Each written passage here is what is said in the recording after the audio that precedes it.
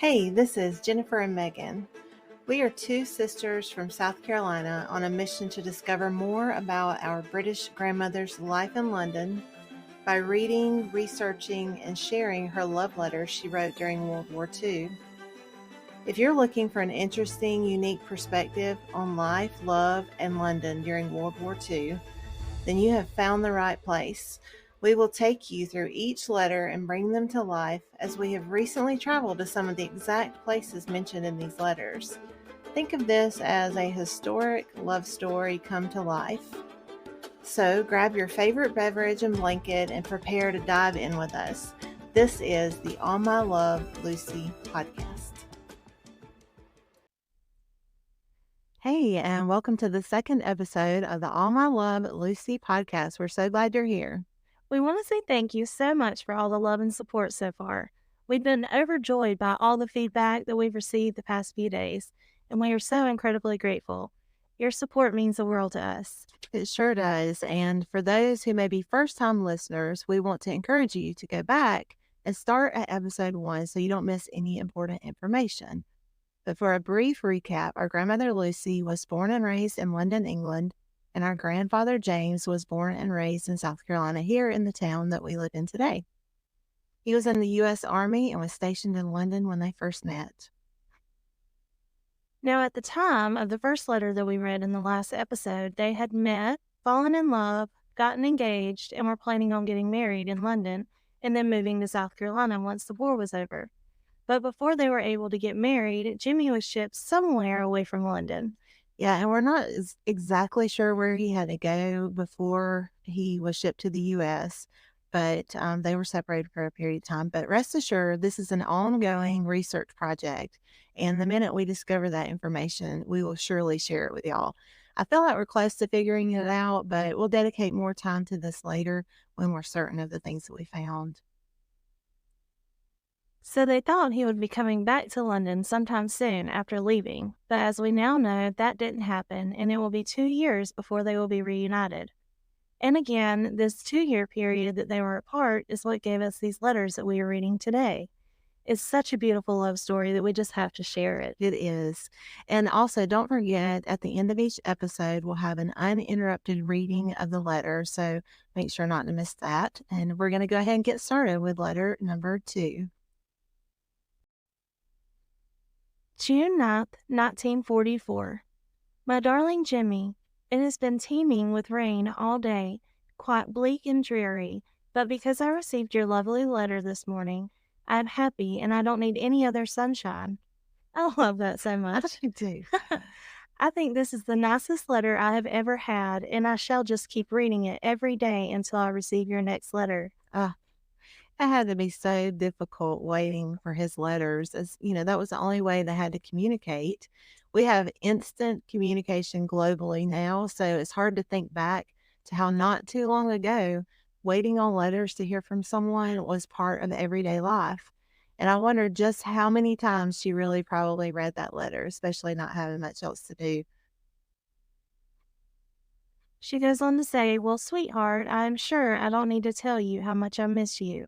I was so restless when I did not hear from you and could not settle down to anything. So I got a book from the library and read that until I was sleepy, just to take my mind off things. Now, we are certainly not World War II experts, but we've been trying to do a little research on parts of the letters like this. Here she mentions the library, and so it sparked some interest to think about what the library situation would have been like during the war. And so, from what we've gathered, during World War II, London's public libraries played a vital role. I can't say that, in providing access to knowledge and education, even in the difficult circumstances of the war. The libraries remained open during the war, even during air raids and bombings, offering a source of solace and learning for the people of London, as evidenced here by Grandma Lucy. In today's version, I was thinking about what is today's version of, being restless and needing to calm our mind. A lot of it would be scrolling social media mindlessly. I think that's why a lot of people do just get on there. I do it too. When I've got a lot on my mind and I'm thinking, trying to settle down to go to bed, sometimes I just scroll and I'm not even really thinking about what I'm looking at. I'm just scrolling through mindlessly. And so, reading a book, going to the library and getting a book to read to help her go to sleep. I guess that's that today's version would be the social media scrolling. Mhm. I wonder what book she was reading. Have you ever seen, like, her mention the titles of any books in any of the letters? I know she mentions plays and movies, and she may mention books. I'm not sure. We'll definitely get there. We'll Yeah, find we'll discover if she did. that would be interesting to find out what kind of books she was reading. It would be. It would be. And I also wish I knew which library she went to, Mhm. the name Oh, of the yeah. library, because I'd like to look that up. But despite the challenges faced during the war, London's public libraries continue to serve the people of the city with dedication and resilience. Think about all the people going to work in the library, even though all that was going on, but their efforts helped to maintain a sense of normalcy and intellectual curiosity during a time of great uncertainty and fear. She goes on to say, one evening I went to the pictures and saw Buffalo Bill in technicolor. I thought it was awfully good and enjoyed it a lot. So, Buffalo Bill, let's talk about him for a minute. William F. Cody, also known as Buffalo Bill, was a hunter and Army scout in real life. And this movie that she mentions here was a fictionalized account of his life. And a great line in the movie says, he was the best scout, the best shot, and the best man on the plains. Did you get an opportunity to watch it? I started So to. did I. Okay. Didn't really get into it, I, but I did try. it's at the beginning of the movie as well. I'm asking that line Okay. right there. The guy says, this is the best scout, the best shot, and the best man on the plains. And in the movie, Buffalo Bill rescues a U.S. senator and his daughter. And this is kind of a spoiler alert. So if you plan on watching it, he eventually marries the senator's daughter. But Buffalo Bill is also portrayed as someone who admires and respects the Native Americans. And he was surrounded by a lot of people who didn't. And so it's really worth taking the time to read about the real life of Buffalo Bill. I truly enjoy reading about him as he was one of the most famous and well known figures of the American Old West. And he was popular in London during Queen Victoria's reign. And you're probably going to find out that I love the whole story of Queen Victoria and Prince Albert. That's one of my favorites. But, Buffalo Bill, she loved him and loved his performances, and she even summoned him for a private performance of his show, The Wild West Extravaganza. And reading about that is real interesting. I could go on and on, but I won't. But a little nod back to the movie, a little nod to our mom, Phyllis. Uncle Billy from It's a Wonderful Life was in the movie, Lucy mentions. And his real name was Thomas Mitchell, but we will always know him as Uncle Billy because he felt like a real life uncle as many times as It's a Wonderful Life was played in our house every Christmas. I saw him. I said, Uncle Billy. And I wanted to give a little shout out to our mom, Phyllis. I thought she would I find that humorous. She then goes on to say, I'm glad that when we were together, we did not waste the precious hours at the pictures, and I hope you are too. Do you remember the morning we went to the zoo? It was such fun, and I did enjoy it, and how I loved that brown bear and those bunnies. I love it. Of all the animals you could love at the zoo, a bear and a bunnies, and it kinda seemed underwhelming, right? Like, you're at the zoo, and you're gonna talk about bunnies and a bear of Mhm. all the animals, but there's some really interesting facts about the London Zoo during the war. At the beginning of the war, some of the zoo's most valuable and exotic or spectacular animals, such as giant pandas, orangutans, chimpanzees, the Asian elephants, and ostriches, those had all been transferred to another facility called the Whipsnade Zoo, if I'm saying that correctly. And that was a zoo outside of London, and that was for their safety. And all the venomous animals, sadly, now trigger warning if we have any animal lovers, all the venomous animals were sadly killed to prevent them from escaping if the zoo were bombed. And as terrible as that was, it was probably the only option they had to ensure the safety of the people, in case the animals were to escape or be out and among the people. But as the zoo workers, as we know, zoo workers get really attached to the animals that they care for. So it had to be devastating for them when those decisions were made and when this happened. Now, some of the reptiles were saved, such as a Komodo dragon, some Chinese alligators, and two huge pythons that were 28 and 25 feet long. Now, the aquarium part had to stay closed. The tanks, of course, have been made of glass, and they went ahead and emptied those. But many of the fish, although some of them were destroyed, some of the valuable fish were kept alive, and some of the fish were actually released into the pond where the flamingos were. As expected, there were many more hardships during the war, such as food shortages and fuel shortages. So, an appeal was made over the radio asking people to gather acorns to supplement some of the food for the animals. And this part blows my mind that 1 ton of acorns per week poured in to help feed some of the animals. That's crazy. I can't even imagine 1 ton of acorns. Uh-uh. That's per week, not just once, per week. So to me, that speaks to how the people loved and cherished the zoo and the animals, and you kind of get the feel and the sense of what the zoo meant to the people of London. But there was also a campaign called Adopt an Animal, where members of the public and organizations could pay for the care of an animal of their choice. These adoptions became very popular among the people, and that campaign still exists today. So you can go on the London Zoo website today and adopt animals such as the red pandas, flamingos, sloths, giraffes, penguins, and more. And when you adopt these animals, there's like a minimum amount. I looked in they're around $30 a piece, $35.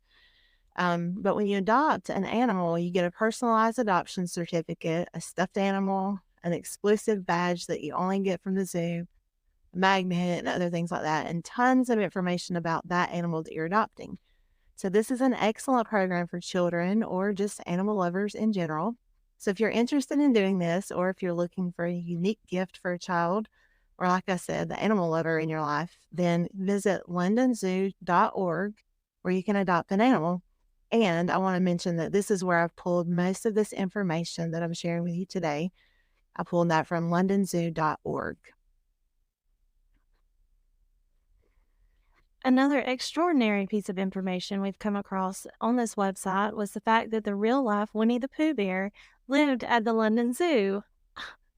It was during the First World War, but still, it's a fun story, so take the time to read about that sometime, especially if you have children who love Winnie the Pooh. Who doesn't love Winnie the Pooh? I know. It's my whole childhood. I know. I was telling my 7-year-old about it, and she went, "No way! There's a real Winnie the Pooh." And so there was a black bear there, and her name was Winnie. Oh, Yeah, and so the author of the Winnie the Pooh stories, A. Milne, his son Christopher Robin, would visit Winnie at the zoo. goodness. And so he named one of his stuffed animals Winnie. And so, of course, the author of Winnie the Pooh, when he wrote the stories, the characters were named after and chosen after Christopher Robin's stuffed animal toys. So I did not know that there was a real, until we read this, that there was a real Winnie the Bear at the London Zoo. So that's where that was birthed, I guess. Winnie the Pooh was birthed at London Zoo. That is so sweet. I know. So, but there is so much information on that website, londonzoo.org, and I could spend all day talking about it, but I will spare you. I will not go on and on about it. But one more thing, awesome thing to talk about is that the zoo was bombed several times during the war, and although several buildings were destroyed, there were no injuries to any of the animals, which is amazing. Now, a zebra got out. I thought this was funny. A zebra got out and was later found heading toward Camden Town, which is, I'm sure, was kind of humorous, but they did. They were able to get the zebra back. But despite all the bombs and many challenges, the zoo tried to stay open during the war and survived. And this is a testament to the resilience of both the animals and the humans of London in the times of hardship. And it continues to be one of the world's best zoos to this day. And even during wartime, it's clear in Lucy's letter that she greatly enjoyed her visit to the zoo. And it's also the world's oldest scientific zoo. I didn't know that until I was reading on the website. So, deep breath. With all that said, we are definitely going to put the zoo on the itinerary for the next London trip, Yeah. right? Well, yeah, that should be one of the first things we do. Oh, yeah, absolutely.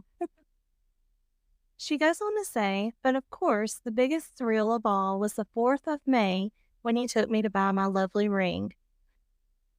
So we now know their official engagement date.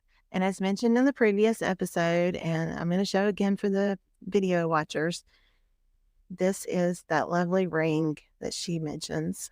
And as we mentioned before, too, just go back and watch the first episode if you haven't. But we were able to visit that jewelry shop where they purchased that ring, and apparently it was May the 4th when they went to that shop. So that's really great that we know that information. Yeah. And our mom actually mentioned that that ring has always reminded her of Princess Diana's ring. Yes, yes, And it's pretty similar, like the stone. yeah, with the sapphire Yeah. blue. Yeah, It's beautiful. it is beautiful. Absolutely, absolutely beautiful. Very And beautiful. our whole family loves Princess Diana. I know. I mean, we have pretty much just grew up learning about her and I'm gonna show my age here, but Grandma Lucy and I actually watched Princess Diana and Charles's wedding together in whatever 1980, whatever that year was. But I watched it with Grandma, their wedding, the big wedding. oh, Yeah, Charles and Diana. Yeah, back in the day. I remember doing projects on her and Yeah. for school, and Mm. I was just so fascinated with just her. And Yeah, and The Crown. Have you watched The Crown, right? I've watched a little bit of it. Yeah. Yeah, The Crown. I'm not really this last season. I won't give any information, like spoilers away, but it was good. I'm makes me sad, but it's good. Oh. Yeah. She goes on to say, "Darling, I do wish you could have your ring. I have got it here, but as it does not look like as though I shall see you for a long time, I am wondering whether you would like me to wrap it up carefully and send it to you by ordinary letter mail. Will you let me know what you would like me to do?" So apparently at this point, they now know that it will be longer than they originally thought before they're going to be back together. We imagine it was extremely heartbreaking for her to receive that news. And I still don't think, based on the letters we're going to read in the future, I still don't think they realized that it was going to be 2 whole years before they reunite. But with this letter being dated June 9th, 1944, and knowing that D Day was just a few days before on June 6th, and that was when the Allied forces stormed the beaches of Normandy, France. And we also know that he went to Normandy, and his letter would have probably been written just before June 6th. So we believe that had something to do with the news that there would be a greater delay in their reunion. He would have been uncertain about the outcome of what they were about to do and how much of a delay it would cause, but I'm sure he informed her that she couldn't come to him and he wouldn't be able to come back to her as soon as they thought. And also, we have Jimmy's original wedding band box here. And if you're watching on the video, I'll show it to you. It is empty because we believe he was buried with his actual wedding band. And I confirmed that. I talked to our mom, and she thinks she remembers that too. He passed away before I was born.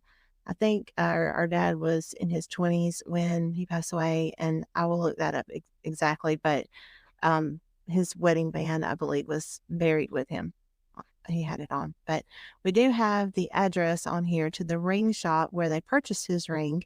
And needless to say, on our next trip to London, we're going to visit that jewelry shop. It's a different one than where they got hers from. Mhm. So That one is from Piccadilly Circus. Is that where that's? somewhere in Piccadilly, yeah. Okay. It's hard for us to read exactly what the store name was. but we're gonna try to research and figure that out. She then goes on to say, if you could see me looking at all your pictures every day, I am sure you would get quite vain. And please God, I hope one day I shall be able to be with you always, and we shall be worthy of our happiness. I think it will be all the sweeter and stronger because we have not loved lightly, but deeply and truly. That's so sweet. And then She talks like that anymore. That's so sweet. she ends the letter with, well, darling, look after yourself, write to me soon, and never forget that I am always thinking of you and pray every night for your safety. With all my love, from your Lucy. As we now know, Lucy and Jimmy realize they are going to be apart for an extended amount of time. So be sure to stick around to hear more about the reasons why they are apart for 2 years and how she details her life and hardships and longing while they were apart. And as always, if you don't want to miss any of our episodes, please make sure to subscribe to our channels, hit that like button, leave us some comments and reviews, and please share with your friends because the more the merrier. And as always, we want to thank you so much for joining us and hanging out with us. We truly hope you've enjoyed this episode. We really do. And as promised, we will end with an uninterrupted reading of this letter. So until next time, enjoy.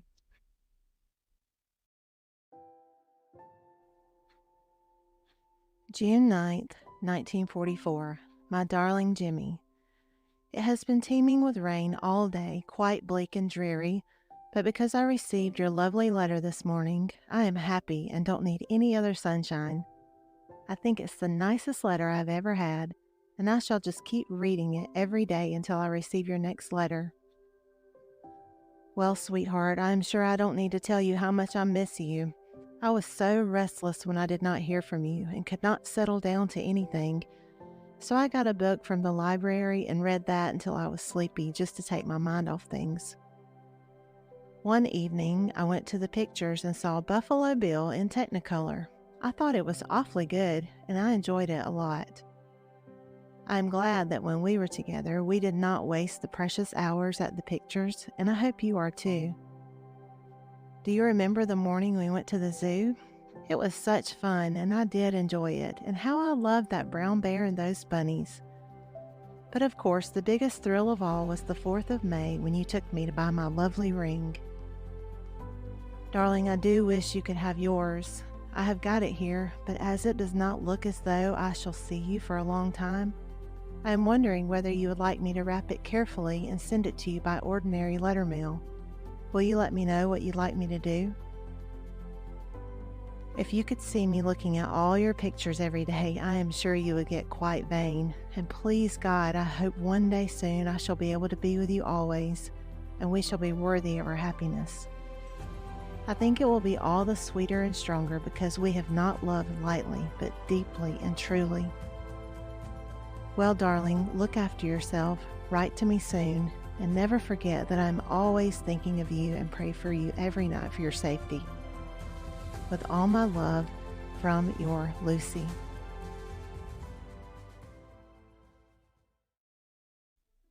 If you are hearing this message, you've listened to the entire episode, and for that, we want to thank you from the bottom of our hearts. We truly hope you enjoyed this episode, and we hope you'll return for the next episode of the All My Love Lucy podcast.